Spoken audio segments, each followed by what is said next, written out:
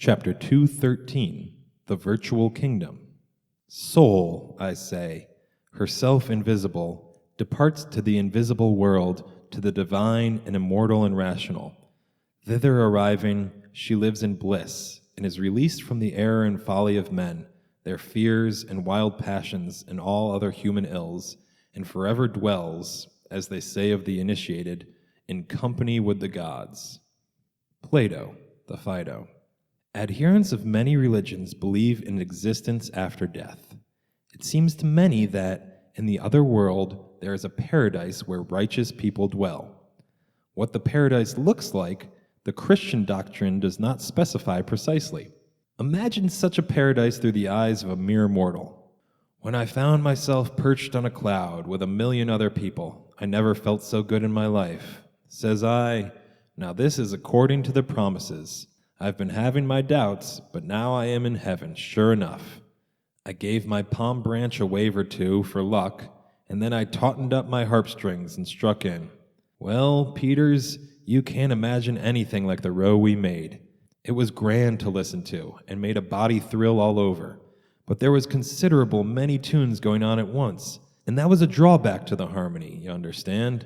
And then there was a lot of Injun tribes, and they kept up such another war-whoopin' that they kind of took the tuck out of the music. By and by I quit performing and judged I'd take a rest. There was quite a nice mild old gentleman sitting next to me, and I noticed he didn't take a hand. I encouraged him, but he said he was naturally bashful and was afraid to try before so many people.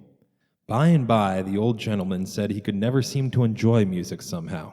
The fact was, I was beginning to feel the same way, but I didn't say anything. Him and I had a considerable long silence.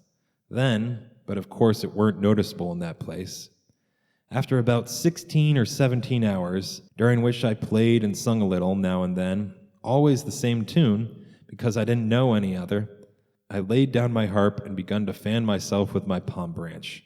Then we both got to sighing pretty regular. Finally, says he, don't you know any tune but the one you've been pegging at all day? Not another blessed one, says I. Don't you reckon you could learn another one, says he. Never, says I. I tried to, but I couldn't manage it. It's a long time to hang to the one. Eternity, you know. Don't break my heart, says I. I'm getting low-spirited enough already. From Mark Twain, Captain Stormfield's Visit to Heaven. There is no culture in which the idea of an afterlife is not present. It exists under different names.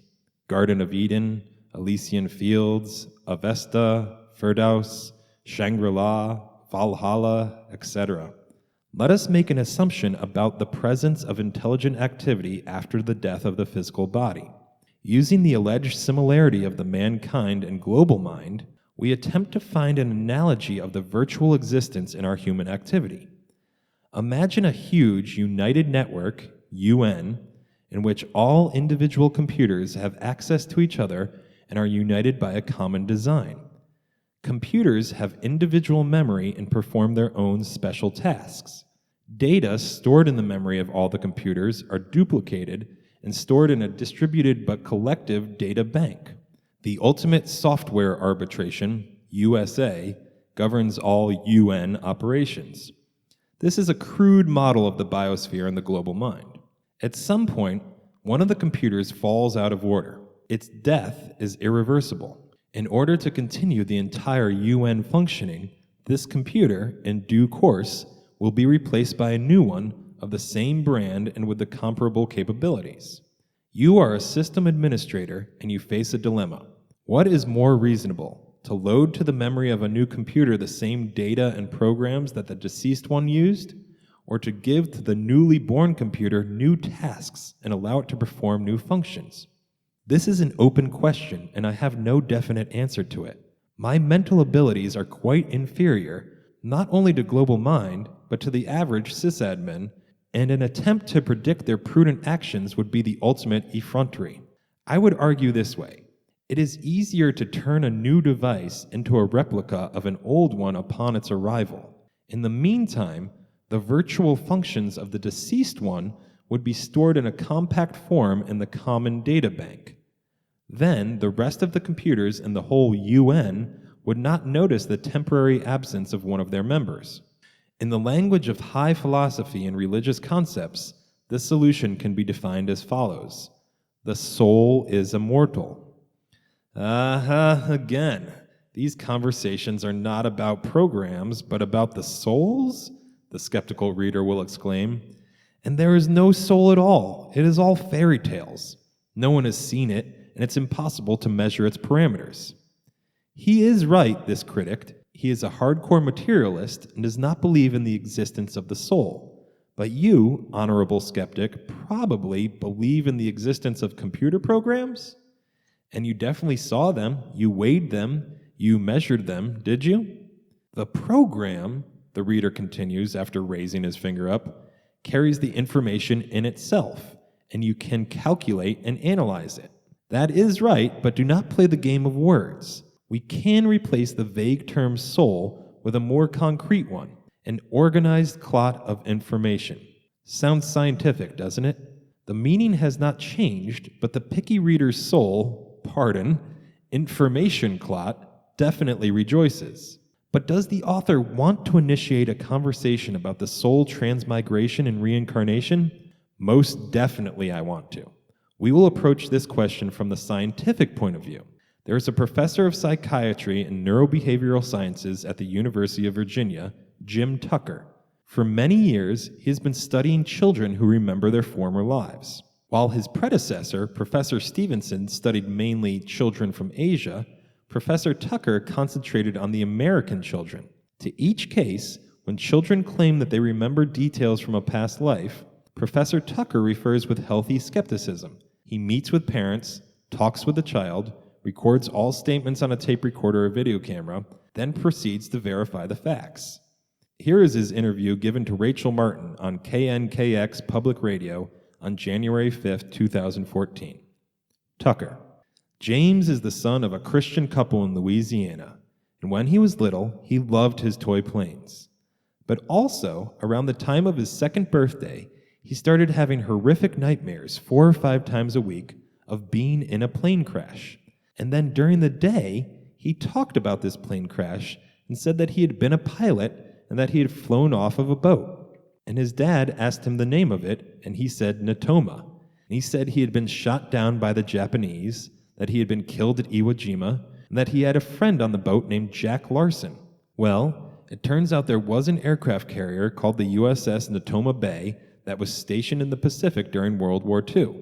In fact, it was involved in Iwo Jima, and it lost one pilot there, a young man named James Huston. James Huston's plane crashed exactly the way that James Leninger had described, hitting the engine, exploding into fire, crashing into the water, and quickly sinking. And when that happened, the pilot of the plane next to his was named Jack Larson. Like with most of these cases, it faded away by the time he was 5 or 6 or 7, which is typical, but it was certainly there, quite strong, for some time. If we had never been able to verify that what the child said matched somebody who died, then you could certainly just mark it down as being fantasy. But in cases like James's, the previous person, James Huston, was so obscure. I mean, he was a pilot who was killed 50 years before, and he was from Pennsylvania, and James was in Louisiana. I mean, it seems absolutely impossible that he could have somehow gained this information as a 2-year-old through some sort of normal means. In fact, it took his dad 3 or 4 years to be able to track it all down and see that, in fact, that what James was saying all did fit for this pilot who was killed. I think it is very difficult to just map these cases onto a materialistic understanding of reality. I mean, if physical matter, if the physical world is all there is, then I do not know how you can accept these cases and believe in them. But I think there are good reasons to think that consciousness can be considered a separate entity from physical reality. And in fact, some leading scientists in the past, like Max Planck, who is the father of quantum theory, said that he viewed consciousness as fundamental and that matter was derived from it. So in that case, it would mean that consciousness would not necessarily be dependent on a physical brain in order to survive and could continue after the physical brain and after the body dies. In these cases, it seems, at least on the face of it, that a consciousness has then become attached to a new brain and has shown up as past life memories? Martin: this may be a dumb question, but I am going to ask it anyway. So does that mean, does a consciousness need to inhabit a body? Tucker: well, we do not know, of course. But in a case like James Leninger, it was 50 years between lives. Now, who is to say he did not inhabit another body in the meantime? My guess would be no. Now, in this world, it may need to be in a physical body in order to be expressed, but it may well be that our brains are conduits for consciousness, but it is actually being created somewhere else. Martin: so what are you trying to reveal or prove? What to you would constitute an important scientific development in this field? Tucker: well, I do not know that I am necessarily trying to prove anything, but I am trying to sort of find out for myself what seems to be going on here. And I think these cases contribute to the body of evidence that consciousness, at least in certain circumstances, can survive the death of the body, that life after death is not necessarily just a fantasy or something to be considered on faith, but it can also be approached in an analytic way, and the idea can be judged on its merits. Martin: you were clearly interested in this for a long time, and it is what motivates your work. But I wonder, as you have evaluated so many cases over the years, how has that informed your own understanding of an afterlife and what happens when we die? Has that changed at all for you? Tucker: well, I have certainly become more persuaded that there is more than just the physical reality. I do think it's quite likely that if we do survive, that there's not just one experience that everyone has, that the afterlife may be as varied as life in this world.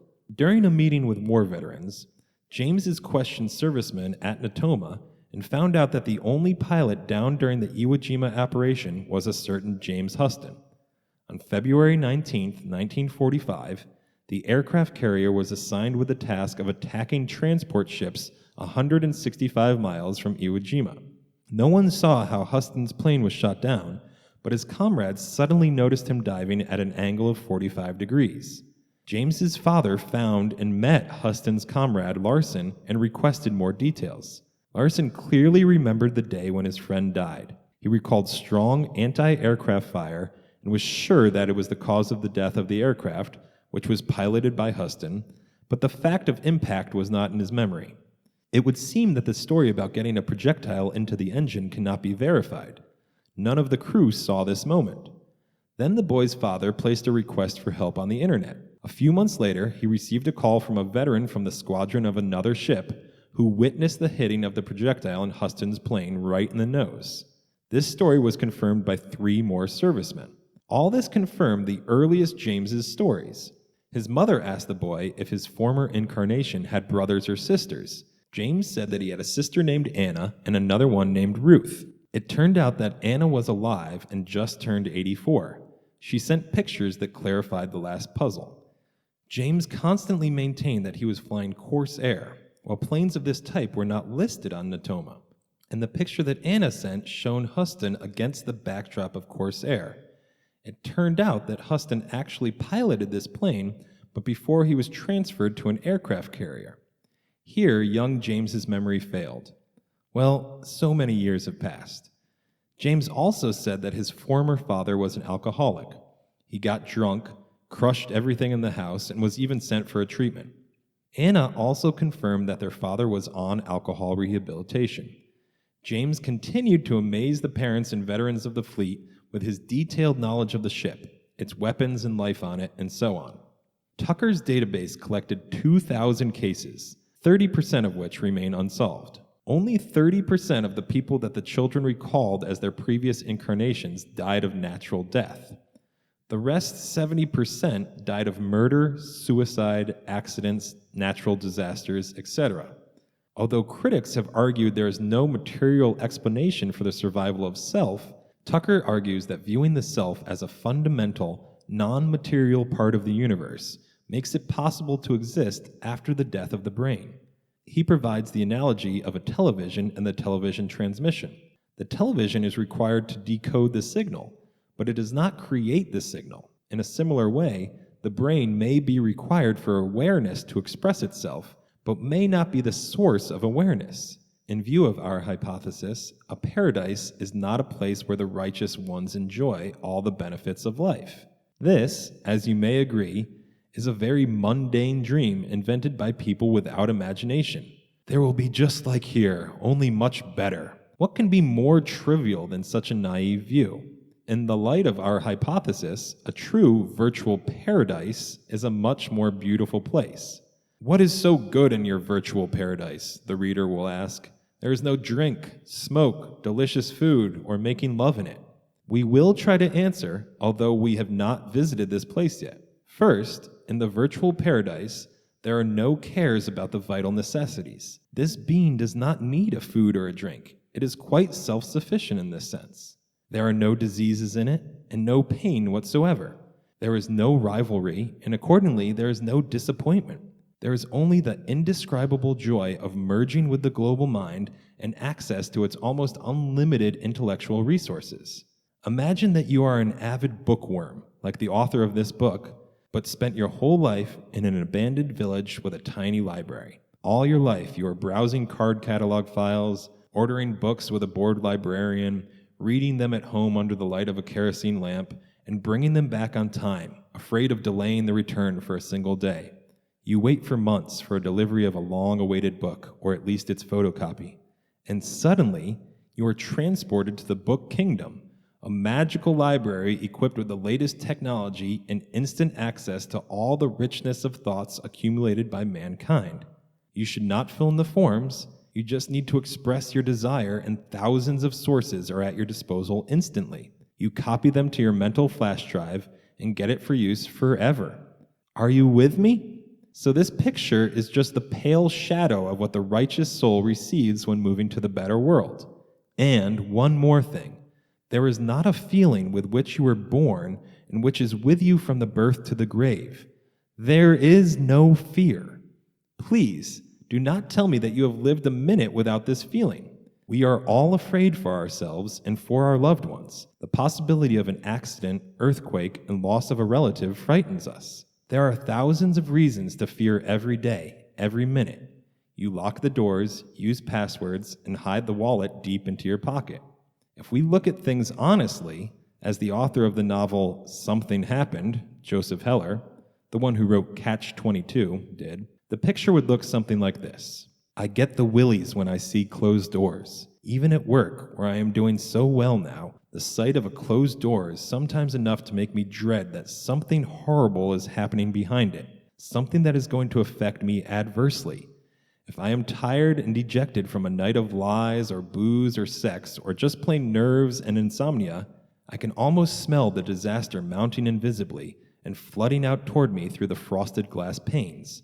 My hands may perspire and my voice may come out strange. I wonder why. Something must have happened to me sometime. When friends, relatives, and business acquaintances are stricken with heart attacks now, I never call the hospital or hospital room to find out how they are, because there is always the danger I might find out they are dead. I try not to talk to their wives and children until I've first checked with somebody else who has talked to them and can give me the assurance I want that everything is no worse than before. This was written on behalf of a person living in a prosperous society that does not experience hunger and shortage of resources.